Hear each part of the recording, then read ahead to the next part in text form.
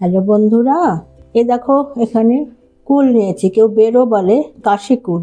সরস্বতী পুজোর সময় লাগে না আমাদের কাশি কুল।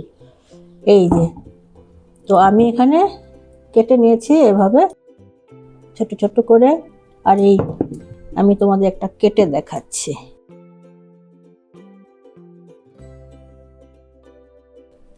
এখানে আঙ্গুরও নিয়েছি। দেখো, আমাদের ঘরে অনেক সময় ফল আসলে পড়ে থাকে, খেতে চায় না, আমার সেই হয়েছে। এগুলো একটু টক টক, আঙ্গুরগুলো কেউ খেতে যাচ্ছে না, নষ্ট হয়ে যাবে, ফালানো যাবে। এই জন্য আমি কি করব, এগুলাকে ছুলে নিয়ে সব মিক্সি করে নেব আঙ্গুরগুলো। আর ওই কুল যে, এটাকে মিক্সি করব না, এটা এরকমই থাকবে। এটা দিয়ে আমি একটা চাটনি বানাবো। তো এভাবে আমি সবগুলো খুলে নেব। তারপরে এখন আসি বন্ধুরা, রান্না করতে যাই, আমার সাথে চলুন আপনারাও।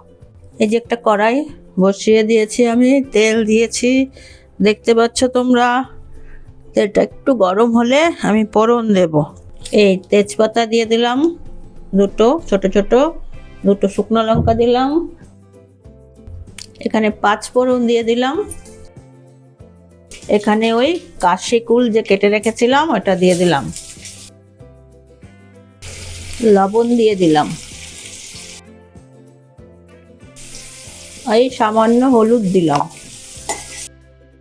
এখন আমি এই যে আঙ্গুরটাকে পিষে রেখেছিলাম, যে আঙ্গুরের মধ্যে 3-4টা এই কাশি কুলও দিয়েছিলাম। আমি এই জারটা ধুয়ে জল দিলাম। এই কুলগুলো একটু বয়েল হবে তো, আমি এখন এই ঢাকা দিয়ে রাখলাম একটু। তারপরে সিদ্ধ হয়ে গেলে কুলগুলো দেখাবো।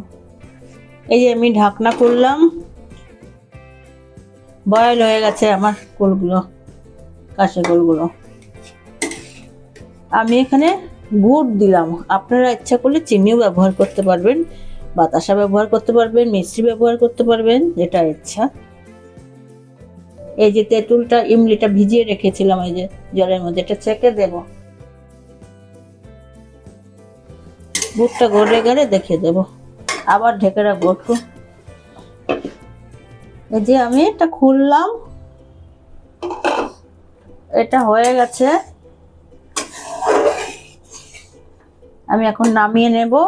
এই যে কয়েকটা কিশমিশ দিয়ে দিলাম। এই যে আমার আঙ্গুরের চাটনি রেডি। আমি এটা আমন্ড বাদাম একটু সাজানোর জন্য, এখানে একটু পেস্তাও আছে, আমন্ড বাদাম, কিশমিশ সব এগুলো দিয়ে দিলাম।